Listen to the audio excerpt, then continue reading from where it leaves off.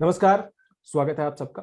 आप year shot देख रहे हैं, सुन रहे हैं और ईयर शॉट पे हम लोग इंटरनेशनल वुमेन्स डे स्पेशली इस साल क्योंकि ब्रेकिंग बायसेस थीम है और तो हम लोग वो महिलाएं जिन्होंने स्पोर्ट्स की दुनिया में, खेल की दुनिया में अपना नाम हासिल किया, मुकाम हासिल किया, देश का नाम रोशन किया, उन सबसे बातचीत कर रहे हैं और इसमें खास तौर से हम ये जानने की कोशिश कर रहे हैं, समझने की कोशिश कर रहे हैं कि महिलाओं के लिए जो हिंदुस्तान में एक इमेज है कि महिलाएं ये नहीं कर सकती हैं, ये खेल पुरुषों का है, ये महिलाओं के लिए है, ये नहीं है, उसको कैसे इन लोगों ने तोड़ा है।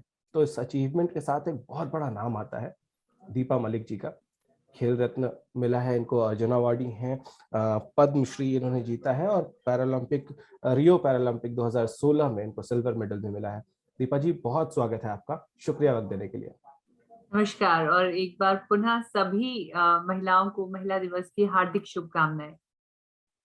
अब शुरू वही स्टीरियोटाइप जो सवाल होता है सबसे पहले कि अब एक महिला होना हिंदुस्तान में एक अपने आप में एक माना जाता है कि चैलेंज है, ऑल्दो ये कोई चैलेंज नहीं है। दूसरा, जब इस उम्र में जब आपको पैरालिसिस हुआ, कितना मुश्किल था ये?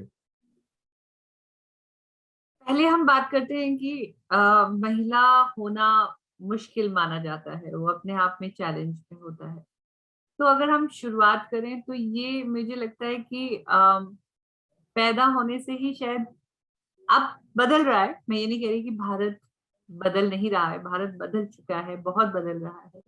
लेकिन सोच में अभी भी कुछ ना कुछ, कहीं ना कहीं जाने अनजाने एक बायस रह जाता है। सोशल मीडिया पे भी आप देख रहे हैं, आजकल लोग बहुत एक्टिव रहते हैं। बिटिया है तो गुलाबी गुलाबी फूल उड़ रहे होते हैं, गुलाबी गुलाबी बलून्स टंग रहे होते हैं, और इट्स अ बॉय तो सब कुछ ब्लू हो जाता है। तो कहीं ना कहीं रंगों में, खिलौनों में, आ, जो हमारे कुछ रिचुअल्स हैं रिलीजियस, उनमें, और फिर शगन और मिठाइयों में भी, लड्डू खिलाओगे या बर्फी, अच्छा। तो यहीं से शुरू हो जाता है। और मैं चलिए, आपने तो मेरी लकवा होने के बाद की बात करी। अब मैं कहूँ कि मैं 2 बेटियों की माँ भी हूँ, तो वहीं से, और मैं खुद भी एक बेटी हूँ। तो जब मैं क्रिकेट खेलना चाह रही थी, तो अरे लड़की क्रिकेट कैसे खेलेगी? क्योंकि मैं बचपन में खेलती बहुत थी। जब मैं बचपन में बीमार हुई, तो पहले मैं, मेरा बड़ा भाई है 1 साल, मेरे माता-पिता ने लकीली कभी मुझे ये नहीं बोला कि हॉकी मत उठाओ या बैट मत उठाओ या तुम गुड़िया से खेलो, तुम कलर की किताब ले लो और कलर करो। बल्कि मैं खुश हूँ कि मेरी बचपन में जो बीमारी पकड़ी गई समय से, वो इसलिए पकड़ी गई कि माता-पिता सजग थे कि हमारी बिटिया के शौक तो गिल्ली-डंडा खेलने के, या भाई के साथ साइकिल चलाने के, या बराबर उसके साथ बैट बॉल खेलने के हैं। तो ये बिटिया कमरे में बैठी है तो क्यों बैठी है? क्या इसको कोई तंग कर रहा है? इस विचार ने माता-पिता को, हालाँकि लोगों ने कहा कि अरे गुड़िया से खेल रही है तो देखो फाइनली लड़कियों जैसी हो गई है, नहीं तो ये तो लड़कों जैसी थी। अगर मेरे माता-पिता उस चीज़ को नहीं नोट करते, तो बचपन में जब पहली बार ट्यूमर हुआ, तो शायद मैं तभी मर गई होती। मेरे को नहीं कोई पहचान पाता कि अंदर कोई बीमारी पनप चुकी है या पल रही है। जब हमने देखा बिटिया वैसा बिहेव नहीं कर रही है, तो इलाज हुआ, सर्जरी हुई, रिहैब हुई, ट्रेनिंग हुई, मैं दोबारा चल पड़ी। और फिर आगे जब मेरी 2 बेटियाँ हुई, तो फिर वही हुआ कि पहली बेटी होने के बाद जब दोबारा दूसरा बच्चा होने वाला था, तो बोले बस अब एक लड़का हो जाए तो परिवार पूरा हो जाएगा। तो कहीं न कहीं ये, और मैं तो एक बहुत एजुकेटेड माहौल से आती हूँ। मैं कॉन्वेंट कॉलेजेस में पढ़ी हूँ और मैंने पढ़ाई-लिखाई करी है। तो ये अननोइंगली नोइंगली हमारी उम, सभ्य भाषा में भी कहीं न कहीं हमारे डेकोरेशंस में, हमारे खिलौनों में भी ये बायस आने लग जाता है, और वो फिर धीरे-धीरे बड़ी मानसिकता का रूप लेने लग जाता है। और मेरे चैलेंजेस की आप बात करें कि जब मैं लकवाग्रस्त हुई, तो एक यू नो एक एक एक एक एक इनेट वो है कि महिला बीमार हो गई, तो वो, इसमें भी एक पैराडॉक्स है। घर कैसे चलेगा? बच्चे कैसे पलेंगे? खाना कैसे बनेगा? तो आप देखिए कि एक महिला कितनी पिवटल रोल अदा करती है कि अगर वो बिस्तर पे पड़ जाए तो सबको लगता है कि ये परिवार तो खत्म, ये परिवार रुक गया, परिवार अब कुछ नहीं करेगा। और कहीं न कहीं मेरी बीमारी ऐसी थी जिसमें मुझे अनीमा भी देना पड़ता है, मुझे बेड पैन भी देना पड़ता है, मेरी मल-मूत्र की शक्ति नहीं है, मेरे को डायपर भी पहनाना पड़ता है। तो सब लोग मेरे पति के लिए बहुत उदास होते थे, मेरे लिए उदास नहीं होते थे कि हाय राम! कैसा काम करना पड़ेगा अब इस आदमी को। कोई तो ये बायसेस तो बहुत सारे थे। और फिर दूसरी शादी कर दो, क्योंकि ये तो कोई रिहैबिलिटेशन की बात नहीं करता था। कोई समाज में ये नहीं बताता था कि इस शरीर में भी आप जी सकते हैं, या आप ये काम कर सकते हैं, या आप रिहैबिलिटेशन ऑक्यूपेशनल थेरेपी करके अपने घर के अंदर मॉडिफिकेशंस करके एक व्हीलचेयर एक्सेसिबल किचन बना सकते हैं। आप क्योंकि ये यूनिवर्सल एक्सेसिबिलिटी कि एक्सेप्टेंस, अब तो 22 साल हो गए मुझे ये हुए हुए। 22 साल में तो बहुत बदल गया। इतने सुंदर कैंपेन्स ऑनरेबल प्राइम मिनिस्टर ने चलाए हैं, मोदी जी ने, बेटी बचाओ बेटी पढ़ाओ, सुगम्य भारत, स्किल इंडिया कैंपेन जिसमें महिलाओं को स्किल देकर, आत्मनिर्भर भारत जिसमें महिलाओं को बराबर का रोल दिया जा रहा है। ओवर 2 डेकेड्स कॉर्पोरेट्स की मानसिकता चेंज हो गई है, वुमेन इन लीडरशिप रोल पे, डाइवर्सिटी पे बहुत काम हो रहा है। लेकिन मैं यही 22 साल पहले चली जाऊं तो बहुत चैलेंजेस थे। ठीक है, 22 साल पहले मैं आपको लेके चलता हूँ। आपने कुछ स्पेसिफिक ताने जो हैं वो गिनाए कि आपको क्या क्या ताने मारे जाते थे? उन तानों में सबसे ज्यादा चुभता क्या था? क्योंकि आप उससे सबसे इतने सालों तक ज्यादा नॉर्मल लाइफ जी रही थी आप, जी अचानक ये हुआ। अचानक ये हुआ, और एक ऐसे वक्त पे हुआ जब मेरी बिटिया भी इलाज में थी। मेरी बड़ी बिटिया का रोड एक्सीडेंट हुआ था, हेड इंजरी हुआ था, मात्र 14 महीने 15 महीने की उम्र में। और उनका भी बायां हिस्सा लकवाग्रस्त हुआ था, जिसे हम हेमीप्लीजिया कहते हैं। तो बिटिया का इलाज चल ही रहा था और मेरे ट्यूमर्स वापस आए। बड़े आराम से लोग कहते थे। आपने कहा ना कौन सा ताना सबसे ज्यादा चुभता था? सबसे ज्यादा चुभता था, अरे माँ की बीमारी बेटी को भी लग गई। एक ही घर में माँ और बेटी दोनों अपंग है भैया, ये घर तो कतई खत्म है, कतई नाश हो गया इस छोरे का, तो इसकी तो जिंदगी बर्बाद हो गई। मतलब ये तो जिंदा लाश हो गई, क्योंकि इसके मल और मूत्र की शक्ति भी नहीं है। ये तो अपने ही कमरे में, अपने ही बाथरूम में, अपने ही इसमें ही बस पड़ी पड़ी मर जाएगी, बाहर नहीं जा पाएगी, खाना नहीं बना पाएगी। इसके बच्चे तो पार्ले जी बिस्किट और मैगी नूडलों पे बड़े हो जाएंगे। मतलब बहुत कुछ सुना। मतलब और फिर सडनली मैंने देखा कि जो घर में काम करने वाले नौकर चाकर हैं, उनकी वैल्यू बढ़ गई कि ये लोग इसको अभी रखेंगे, इसको संभालेंगे, तो उन्हें पुचकारना शुरू हो गया। मतलब एक होता है ना कि they are employed for a certain duty, that's their duty because we are paying them. लेकिन क्योंकि वो एक दिव्यांग महिला के लिए काम कर रहे थे, तो एक एहसान का एलिमेंट उसमें जुड़ गया, ड्यूटी का एलिमेंट हट गया। तो क्या ये ताने ही थे जिन्होंने आपको ड्राइव किया कि नहीं यार बहुत हो गया, let's do something, let's break the biases? क्या वो एक बहुत बड़ा एब्सोल्युटली आई रीजन था? थिंक शुक्रगुजार हूँ इन तानों की, क्योंकि अगर ये नकारात्मक सोच नहीं आती, और एक तो शुक्रगुजार हूँ इन तानों की, एक शुक्रगुजार हूँ जिस प्रकार माता-पिता ने मुझे बड़ा किया। क्योंकि एक लड़की को, महिला को, बेटी को माता-पिता कैसे बड़ा करते हैं, उस पे भी बहुत कुछ डिपेंड करता है। मैंने हाल ही में एक एक छोटी-सी वीडियो देखी थी, जो ये पॉजिटिव वीडियोज़ आती हैं, कभी व्हाट्सएप पे, कभी इंस्टा पे।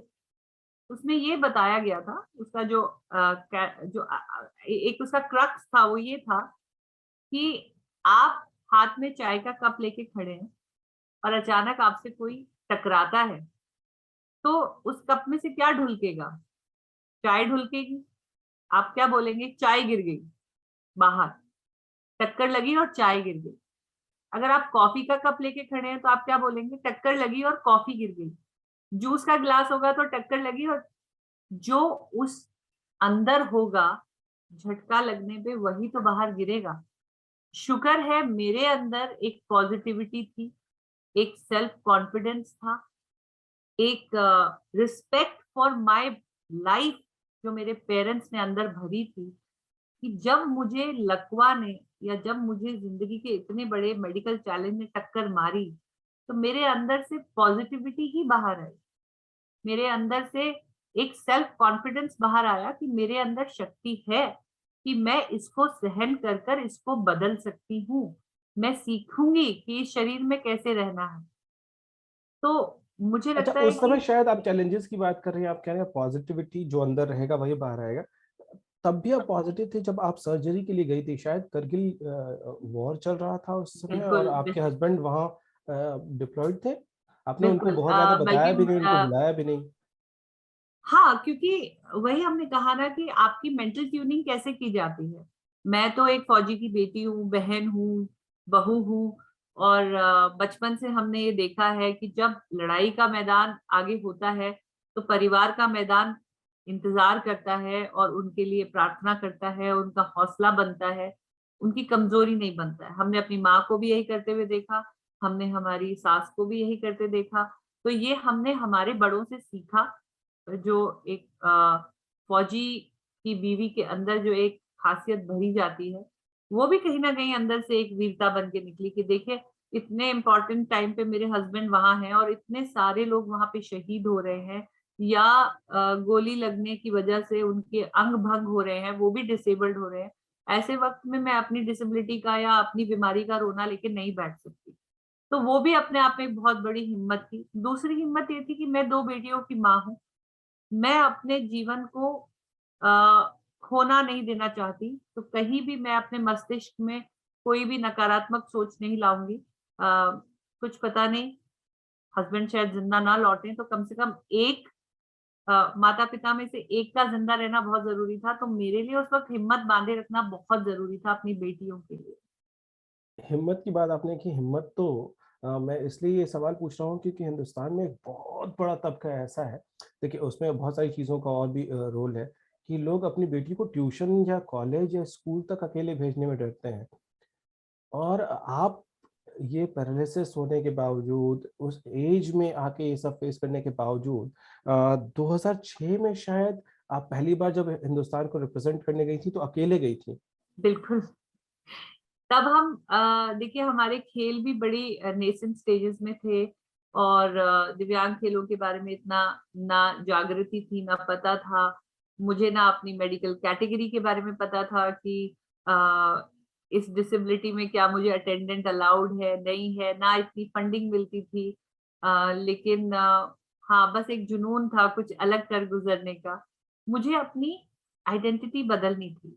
मुझे अ और उस वक़्त की हिम्मत का भी मैं आपको कारण बताती हूँ, कि 2003 में मैं एक केटरिंग बिज़नेस, छोटा-सा गार्डन रेस्टोरेंट बिज़नेस स्टार्ट कर चुकी थी। क्योंकि मुझे बार-बार ये सुनने को मिलता था कि ये आर्थिक बोझा है, इसके ऊपर इसकी वज़ह से बहुत खर्चा होने वाला है परिवार में।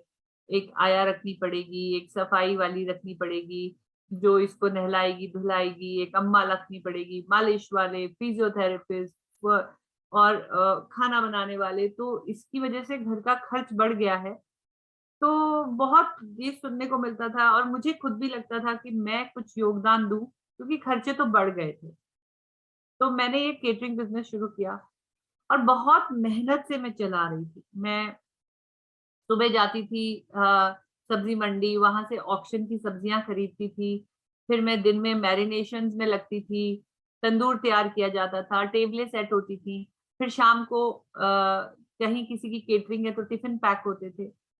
लेकिन इन सब में भी, जबकि जब मैं ये चला रही थी, मेरे हस्बैंड बराबर फ़ौज की नौकरी में थे 2006 तक। और कहीं भी ऐसा नहीं था कि वो दफ्तर छोड़-छोड़ के रसोई में बैठ के काम करवा रहे थे। या वो अपनी ट्रेनिंग छोड़कर, बॉर्डर एरिया छोड़कर, जो 2 महीने की ट्रेनिंग होती है, आके शाम को टेबल पे ऑर्डर ले रहे थे। फिर भी लोगों ने ये कह दिया, "अरे! इसको तो मन बहलाने के लिए बना दिया है मैंने ये, कि दीपा मलिक का है ये रेस्टोरेंट, काम तो सारा पति करता होगा।" मतलब औरत तो कर ही नहीं सकती, और व्हीलचेयर पे बैठ के तो औरत कर ही नहीं सकती। तब एक जुनून ये लिया कि इस शरीर से कुछ करना है, जिसमें कोई ये ना कह दे कि पति ने ये किया है। तो तो फिर हुँ। तैरना तैरना, मोटरसाइकिल चलाना, कार रैली में गाड़ियां चलाना, कि प्रत्यक्ष में ये नजर आए, क्योंकि आप, आपने तो ये शायद शंका यमुना है भी समाज में। क्रॉस किया इस पैरालिसिस के बाद, बहुत वक्त के बाद आपने शायद यमुना तैर कर पार किया, जो कि रिकॉर्ड भी है। जी। वो कैसे आया जहन में? वो वो दिमाग में इसलिए आया कि स्विमिंग ज्वाइन मैंने करी 2006 में, लेकिन मुझे ये रियलाइज हुआ कि नेशनल में क्योंकि कम महिलाएं आगे आ रही हैं अभी दिव्यांग खेलों में, तो नेशनल लेवल पे मेरी सीरियस डिसेबिलिटी में बहुत ज्यादा कंपटीशन नहीं है। अंतरराष्ट्रीय स्तर पे जिस कैटेगरी में मैं कैटेगराइज हुई, उसमें था नो यूज ऑफ लेग्स। लेकिन जो एम्प्यूटी हैं, जिनके पैर कटे हुए हैं, जिनका शरीर मेरे से हल्का है, जिनकी पीठ पे टांके नहीं है, वो मात्र एक्सीडेंट केस है, मैं पैरालिसिस केस हूँ, मेरे को stomach muscle, glute muscle, torso muscle का कोई सहारा नहीं मिलता, मेरी पीठ में भी 200 टाके हैं। तो मैं बहुत अच्छा अंतरराष्ट्रीय स्तर पे स्विमिंग नहीं कर पा रही थी। मतलब मैं जाती थी, टॉप 5, टॉप 6 में आती थी, मेडल नहीं आता था, बहुत ज्यादा मेरा मेडल नहीं आया स्विमिंग में अंतरराष्ट्रीय स्तर पे। तो लोग ताने फिर मार देते थे, मुझे तो तानों ने बहुत मदद करी है। तो उन्होंने कहा ये तो घूमने जाती है, बस भारत में अकेली होने का फायदा उठा रही हैं। तो मैंने कहा ऐसा नहीं है, मैं जुनून रखती हूँ अच्छी तैराकी का, लेकिन जो मेडिकल क्लासिफिकेशन है वो मुझे डिसएडवांटेज कैटेगरी में डालता है। तो बस गुस्सा आया और कहा कि नहीं, कुछ ऐसा स्विमिंग करना है ताकि लोग ये जाने कि हाँ, ये एक मेहनती स्विमर है। लेकिन कैटेगरी की वजह से इनको नहीं हो पाता है। और कुछ सर्दियों के महीने में मैं एक्सरसाइज नहीं कर पाती थी, क्योंकि हमारे भारत में गर्मियों में ही स्विमिंग पूल खुलते हैं, टेम्परेचर कंट्रोल स्विमिंग पूल ज्यादा मिल नहीं पाते हैं।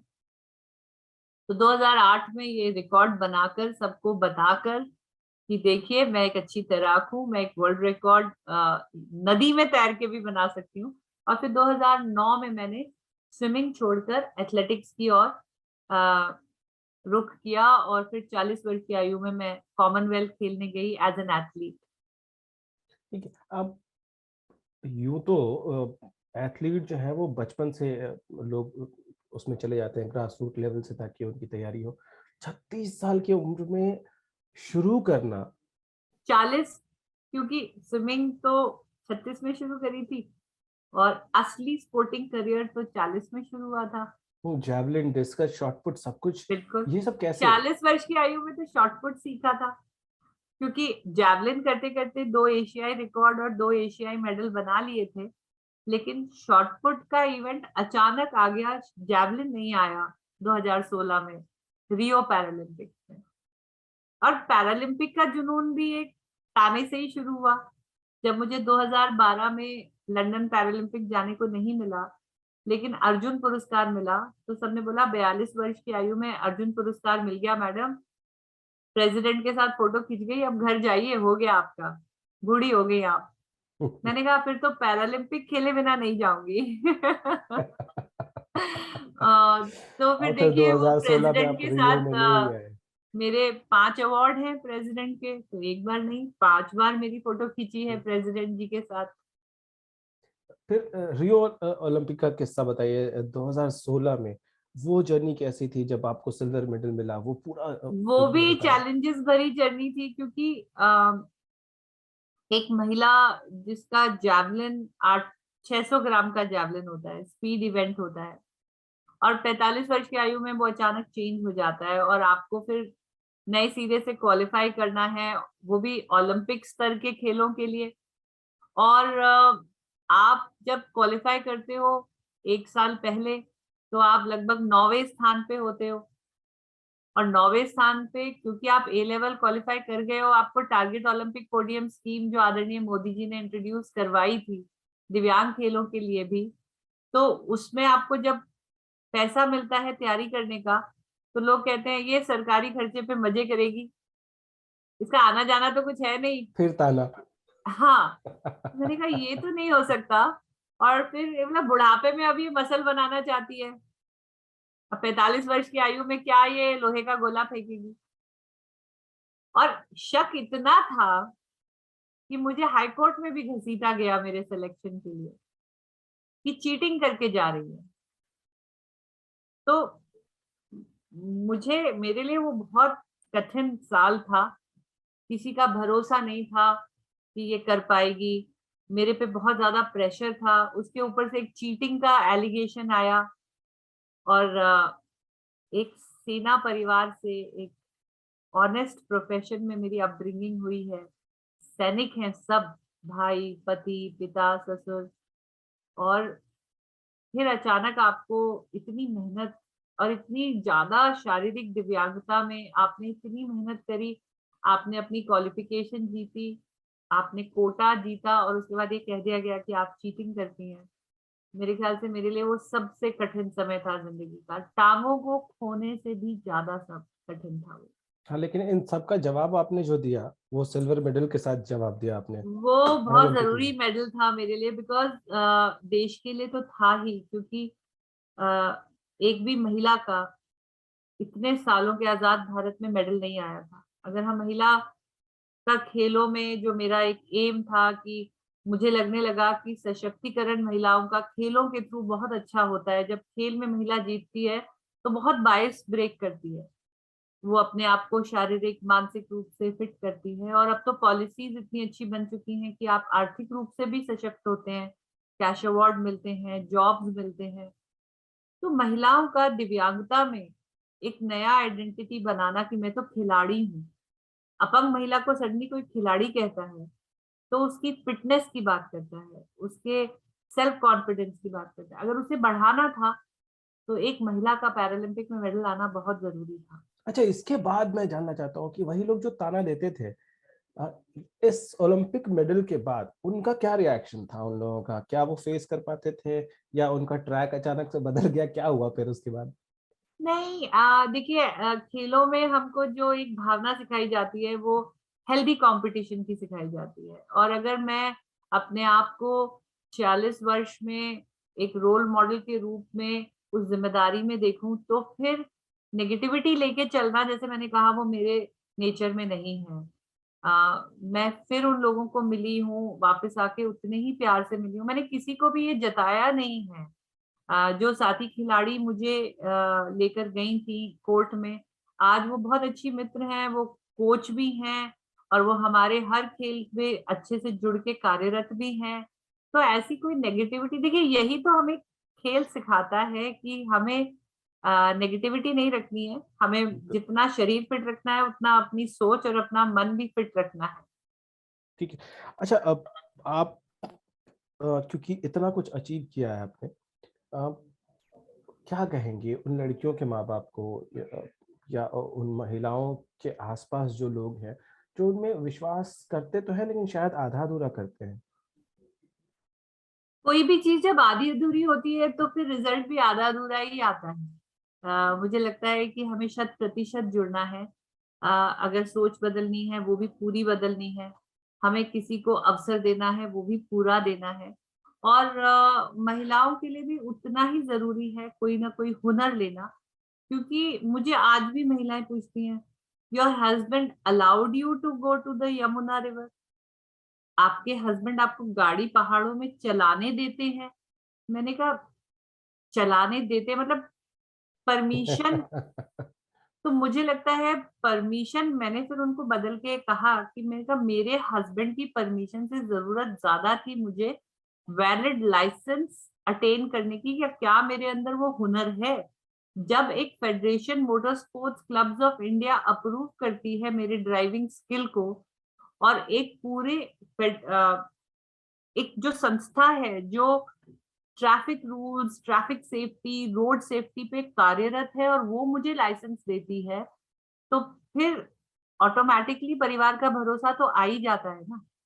तो भरोसा जीतने का हुनर भी होना चाहिए अपने अंदर। तो कोई भी काम करें, उसे पूरा करें, सीखने की शक्ति रखें, खूब सीखें, ताकि लोग आज मुझे 2 डॉक्टरेट की डिग्रियाँ हैं। डॉक्टर डॉक्टर दीपा मलिक हूँ मैं। तो वो डिग्रियाँ मुझको क्यों दी गईं? क्योंकि लोगों को भरोसा हुआ कि इस क्षेत्र में मैंने पारंगता हासिल की है। तो वो ऑनररी डॉक्टरेट्स भी मुझे दी गई हैं, उससे भी सम्मान दिया गया है। जब आप अपनी तैयारी पूरी करेंगी, लगातार सीखती रहेंगी, तो भरोसा हमेशा जुड़ेगा। ठीक है, पद्मश्री मिलना बहुत बड़ा सम्मान है देश में। वो जब मिला तो क्या फीलिंग थी? क्या आप सरप्राइज थी, या वो एक्सपेक्टेड लाइन पे था, क्या था वो? देखिए, जब मैंने भारत की पहली महिला होकर इतिहास रचा था मेडल लाने का, तो मुझे पूरा भरोसा था कि जो ट्रेंड मैं देख रही थी, जैसे साक्षी मलिक जी पहली रेसलर थी, और जैसे दूसरे खिलाड़ी थे जो अपने अपने क्षेत्र में पहली बार जीत कर आते थे तो उन्हें पद्मश्री दिया जाता था। तो मुझे था कि एक ये मेडल जरूर मेरी छाती पे लगने वाला है। हम्म। लेकिन उससे भी ज्यादा खुशी तब हुई जब पद्मश्री मिलने के बाद आदरणीय मोदी जी आए और उन्होंने मुबारकबाद दी, और उन्होंने मुझे ये लाइन कही कि मुझे नहीं पता कि मेडल के लिए मिला है, किसके लिए मिला है, लेकिन मेरी नजरों में जो तुमने मानसिकता बदली है अपने देश की, महिलाओं के प्रति, दिव्यांग महिलाओं की जो तुम प्रेरणा बनी हो, मुझे लगता है मेडल से ज्यादा ये पद्मश्री उसके लिए है। तो मुझे लगता है कि वो मेरे लिए सोने पे सुहागे वाला पल था। ठीक है, कुछ आखिरी सवाल जल्दी जल्दी आपसे पूछ लेता हूँ। जब आपने खेलना शुरू किया था तो पैरालंपिक या पैरा स्पोर्ट्स को देश में आम लोगों के बीच में उसको खेल या खिलाड़ी ऐसे लोगों को मानने में बहुत मुश्किल होती थी। लोगों को, उनको नहीं लगता था कि ये सीरियस स्पोर्ट्स है भी, या पैरालंपिक को ये ओलंपिक तो के बराबर दर्जा देने के लिए कोई सोच भी नहीं पाता था। ये तो शायद कहीं ना कहीं मुझे लगता है मेरे पति को भी नहीं भरोसा हुआ था कि जब मैंने एक दिन अपना पूरा रेस्टोरेंट बंद कर दिया, गाड़ी उठाई और कहा कि मैं अब दिल्ली जा रही हूँ और मैं दिल्ली में खेलूंगी, तो उनको लगा ठीक है, कॉमनवेल्थ में सिलेक्शन हो गया, अब घर आ जाएगी। लेकिन कॉमनवेल्थ के प्रांगण में जब मैंने ये देखा कि अब बाकी सब जो एथलीट्स है वो लोग अपनी एशियन गेम्स की तैयारी में जा रहे हैं, क्योंकि 2010 का एशियन गेम एकदम से सीडब्ल्यूजी के बाद ही था, जैसे इस साल भी है। तो मैंने उनको बोला कि हमारे भी तो खेल पैरा एशियन गेम्स होने वाले हैं, तो पैरा एथलीट कहाँ जाएंगे। और मैं जिद करके दिल्ली से लौटी नहीं। तब मुझे फोन पे मेरे पति ने कहा कि देखो, अब तक तो ठीक था, लेकिन ये जो दिल्ली में रहने का तुम्हारा ये जो चक्कर शुरू हुआ है, ये सोच लेना कि भाई मेरा वहां पे कोई ऐसा जान पहचान नहीं है। तुम अहमदनगर में कुछ भी बोलोगी मैं हूँ, दिल्ली में मैं नहीं हूँ। शायद वो आउट ऑफ कंसर्न ये बोल गए कि क्योंकि इस खेलों के बारे में कोई भी नहीं जानता था, किसी को भरोसा ही नहीं था। तो मैंने उस दिन एक प्रण लिया था कि ठीक है, आज के बाद जो मेरा सफर है उसमें मैं किसी भी पुरुष, चाहे भाई हो, पति हो, पिता हो, मैं उनसे एक रुपया भी नहीं दूंगी। अब आपने ये कह दिया है कि दिल्ली में आपकी कोई जान पहचान नहीं है, मैं इसी दिल्ली में रह के मैं इन खेलों को भी पहचान भी बनाऊंगी, अपनी पहचान भी बनाऊंगी। और वहां से फिर पॉलिसी की लड़ाई भी शुरू हुई, और फिर मुझे 2012 में मेंबर ऑफ वर्किंग ग्रुप बनाया गया फॉर 5 ईयर प्लानिंग कमीशन, जो बाद में चल के नीति आयोग बना। और आज मैं इतनी खुश हूँ कि चाहे मेरा स्टेट हरियाणा हो, चाहे सेंट्रल गवर्नमेंट की पॉलिसी हो, उसका जो मेरा योगदान है, जिसकी वजह से नीति आयोग ने मुझे विमेन ट्रांसफॉर्मिंग इंडिया अवार्ड दिया, शायद ये मेरे लिए सबसे बड़ा खिताब है। और यहाँ पे वो भी दिन था जब कॉमनवेल्थ के न्यूज रूम के एरिया में हम लोग थे, और एक बहुत ही प्रचलित जर्नलिस्ट ने ये कह दिया था, लो जी, इंडिया के खिलाड़ी तो अभी से ही व्हीलचेयर पे घूम रहे हैं, ये क्या खेलेंगे। और मेरी बिटिया, बड़ी बिटिया मेरी अटेंडेंट है, उन्होंने कहा नहीं, ये इंजर्ड खिलाड़ी नहीं है, ये पैरा खिलाड़ी है। और उन जर्नलिस्ट ने ये कहा कि पैराशूट से कौन कूद रहा है, वो पैरा ड्रॉपिंग का तो कोई इवेंट ही नहीं है। तो ये समझाना में वक्त लगा कि पैरा स्पोर्ट्स पैरेलल स्पोर्ट्स हैं, बराबर के स्पोर्ट्स हैं।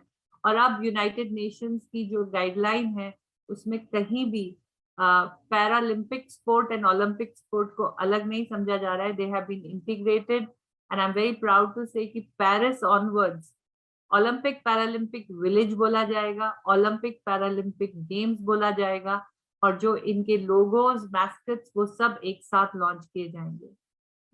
ये बहुत बड़ी अचीवमेंट है अपने आप में। ये लड़ाई शायद सबसे बड़ी लड़ाइयों में से एक है जो आपने लड़ी है।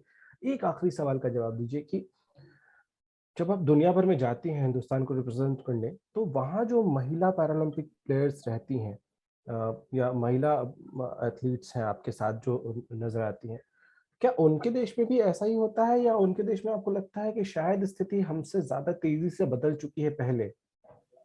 अब मैं बहुत खुश हूँ आपने ये सवाल पूछा, क्योंकि डाइवर्सिटी का जो इशू है, डिसेबिलिटी का जो इशू है, विमेन एम्पावरमेंट का इशू है, ये यूनिवर्सल है। सर अलग अलग हो सकता है, लेकिन ये नहीं है कि चैलेंजेस हर कंट्री में नहीं है।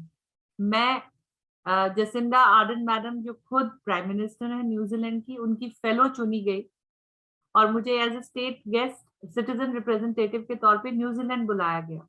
वहां पे भी मेरे जितने सेमिनार्स हुए वो वुमेन एम्पावरमेंट के अराउंड ही हुए। वहां पे उनके भी अपने अलग चैलेंजेस थे।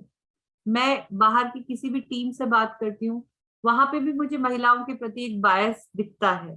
तो ये इश्यूज, आप मुझे बताइए कि अंतर्राष्ट्रीय महिला दिवस क्यों है? वो केवल नेशनल महिला दिवस क्यों नहीं है? क्योंकि this is a universal issue, this is a huge subject in the United Nations. Women empowerment, disability empowerment केवल हमारे देश का इशू नहीं है। लेवल्स अलग अलग हो सकते हैं, पॉलिसीज मैटर्स अलग अलग हो सकते हैं, लेकिन they definitely are universal issues. Thank you so very much. आपका लास्ट में मैं चाहूंगा एक छोटा सा मैसेज महिलाओं के लिए, बेटियों के लिए क्या होगा?